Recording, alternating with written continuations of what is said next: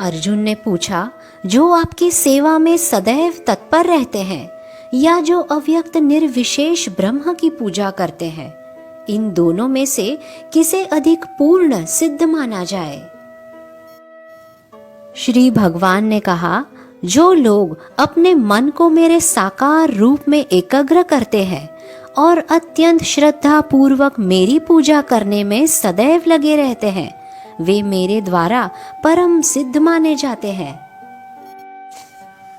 लेकिन जो लोग अपनी इंद्रियों को वश में करके तथा सर्वों के प्रति संभाव रखकर परम सत्य की निराकार कल्पना के अंतर्गत उस अव्यक्त की पूरी तरह से पूजा करते हैं, जो इंद्रियों की अनुभूति के परे है, सर्वव्यापी है, अकल्पनीय है, अपरिवर्तनीय है, अचल तथा ध्रुव है, वे समस्त लोगों के कल्याण में संलग्न रहकर अंततः मुझे प्राप्त करते हैं।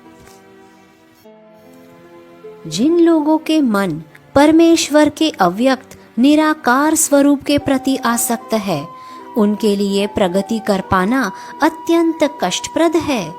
देहधारियों के लिए उस क्षेत्र में प्रगति कर पाना सदैव दुष्कर होता है। जो अपने सारे कार्यों को मुझ में अर्पित करके तथा अविचलित भाव से मेरी भक्ति करते हुए मेरी पूजा करते हैं और अपने चित्त को मुझ पर स्थिर करके निरंतर मेरा ध्यान करते हैं, उनके लिए हे पार्थ, मैं जन्म मृत्यु के सागर से शीघ्र ही उद्धार करने वाला हूँ। मुझ भगवान में अपने चित्त को स्थिर करो और अपनी सारी बुद्धि मुझ में लगाओ। इस प्रकार तुम निस्संदेह मुझ में सदैव वास करोगे।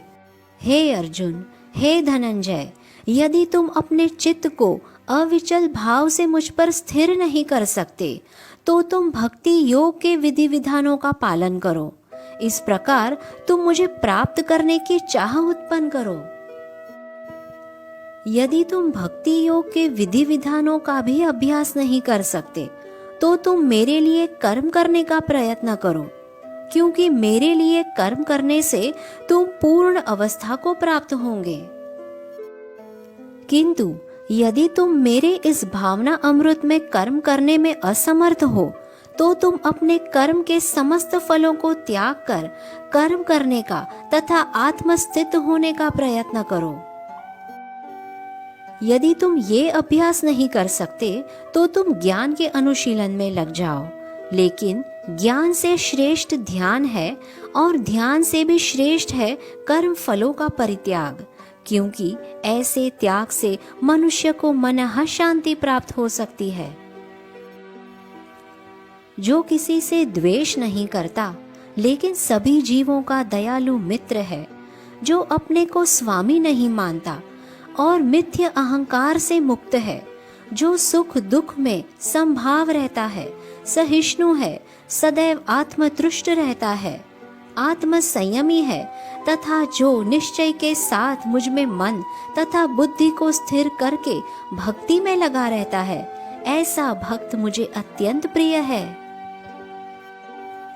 जिससे किसी को कष्ट नहीं पहुंचता तथा जो अन्य किसी के द्वारा विचलित नहीं किया जाता, जो सुख दुख में भय तथा चिंता में संभाव रहता है, वह मुझे अत्यंत प्रिय है। मेरा ऐसा भक्त जो सामान्य कार्यकलापों पर आश्रित नहीं है, जो शुद्ध है, दक्ष है, चिंता रहित है, समस्त कष्टों से रहित है और किसी फल के लिए प्रयत्नशील नहीं रहता, मुझे अतिशय प्रिय है।